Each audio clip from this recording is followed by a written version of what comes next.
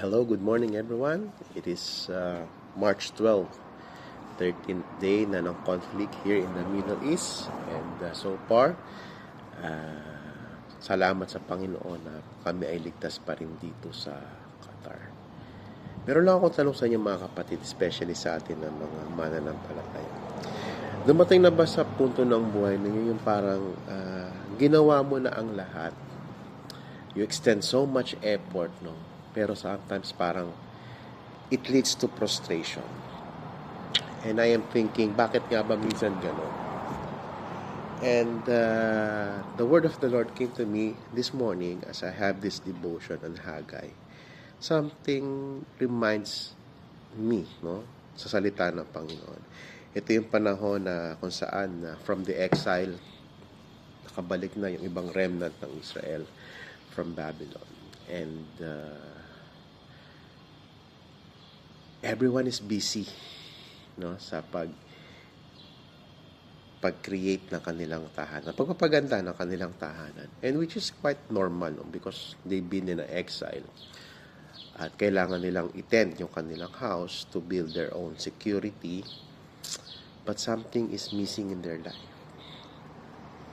At makikita natin yon sa salita ng Panginoon na kung saan nabanggit, no, sa Haggai chapter 1 verse 5.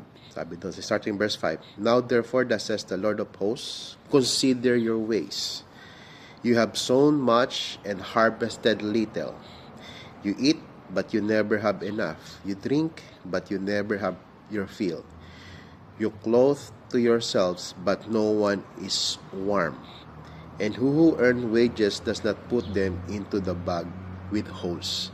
So dito napansin natin na kung paano nakita ng Panginoon yung ginagawa ng mga anak niya, no, during this time na nakabalik sila sa exile. They are so much busy tending their own needs.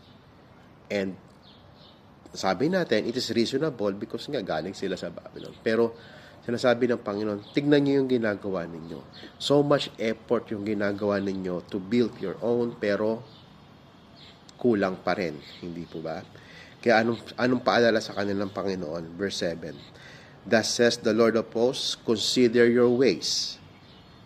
Go up to the hills and bring wood and build the house that I may take pleasure in it and that I may be glorified, says the Lord. You look for much, and behold, it comes to little. And when you brought it home, I blew it away. Why? Declares the Lord of hosts, because of my house that lies in ruins, while each of you busies himself with his own house. Therefore the heavens above you have withheld the dew, and the earth was withheld its produce.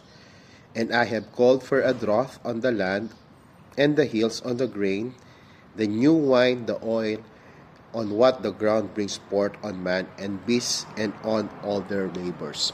Here we seeing the Lord that telling them to consider your ways, kung bakit nangyayari sa inyo na maliit, konti yung inyong napuproduce.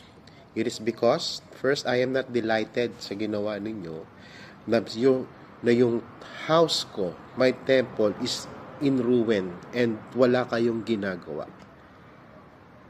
Kaya naman sinabi ng Panginoon na it is me.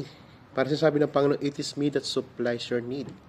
So bakit ninyo nakalimutan na yung temple na dapat ay inuuna ninyong gawin ay dapat ninyo munang ayusin bago yung inyong mga tahanan. Somehow,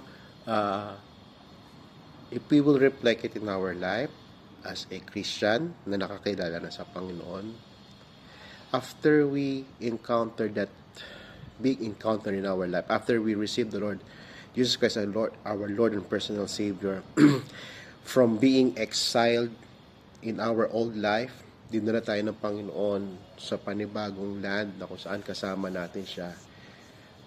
But sadly, there are points in our Christian life that we become too busy kung ano yung gusto nating mangyari.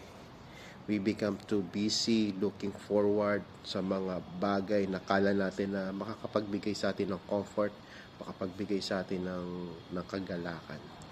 Ba't pansinin ninyo, kapag nakalimutan mong in-nourish, ayusin yung temple of God sa iyo, and what it is our heart. It is our life. As a Christian, our life is a temple of God. If we become busy to fix the external of our life, our family, our needs, I'm not saying it is bad, but what I'm saying, if we prioritize more on what our physical needs, sometimes we neglect to nurture our inner part, wherein our Lord dwells, our heart. Sometimes nakalimutan natin itong ayusin, nakalimutan natin pagandahin, nakalimutan natin itong pagyamanin sa pamamagitan ng pagkaroon ng maayos na devotion sa Panginoon. For reading His Word, praying to the Lord. And this is what the Lord is telling us today. As He reminded me on Haggai, na as a Christian, prioritize what matters first. Ano yung pinaka-importante? And that is to fix the dwelling house of the Lord. On their time, it is the temple of the Lord. At sa panahon natin ngayon, it is our heart, where God dwells.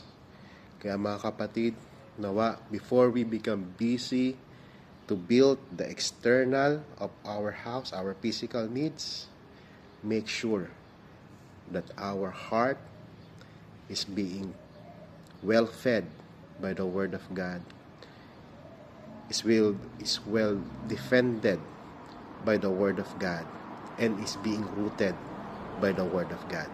Because if our heart is overwhelmed by the Word of God, we could see the blessing in every little things that the Lord that given to us. In that, we could have a life that is always glorifying the Lord, a life that is always willing to obey the Lord, and a life that will be used by God to share the Word, to share His salvation, to share His love sa mga nakakasama natin sa araw-araw. Kaya mga kapatid, we continue to dwell in the Word of the Lord, sanctify your heart with the Word of God, and be the light and salt sa mundong ito. Again, maraming salamat sa inyong lahat. And from Qatar, we always asking for your prayers, and also the Middle East could country include us in your prayer that this conflict will be finished, and may the peace of the Lord be with us all. God bless everyone. Till then.